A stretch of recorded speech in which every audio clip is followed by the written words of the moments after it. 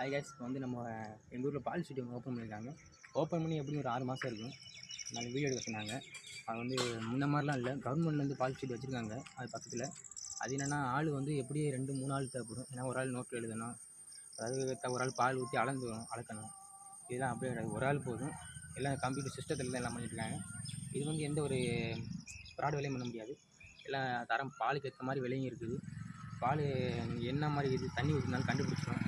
அதனாலேயே ஊராள் வந்து அது எப்போவுமே மாட்டுக்களுக்கு இந்த மாதிரிலாம் இப்போ தண்ணி ஊற்றாமல் இப்போ நீட்டாக வந்து கொண்டு வர பாலை ஊற்றிட்டு போயிடுறாங்க, தண்ணி ஊற்றாமல். இப்போ வந்து காட்டுறவாங்க, இப்போ வந்து வீடியோ வந்து காட்டுறவாங்க. இந்த இவங்க தான் பால் செட்டி ஓனரு. வந்து பால் ஊற்றுறாங்க பாருங்கள், அங்கே உள்ளே வந்து காட்டுவாங்க. இதுதாங்க, இதுதான் பால் இதில் தான் ஊற்றுவாங்க. இதில் வந்து இடம் விழுகும். இதுதான் சிஸ்டம். இதில் பால் வைப்பாங்க. இதில் வந்து எல்லா டிகிரி எல்லாம் காட்டுங்க கரெக்டாக.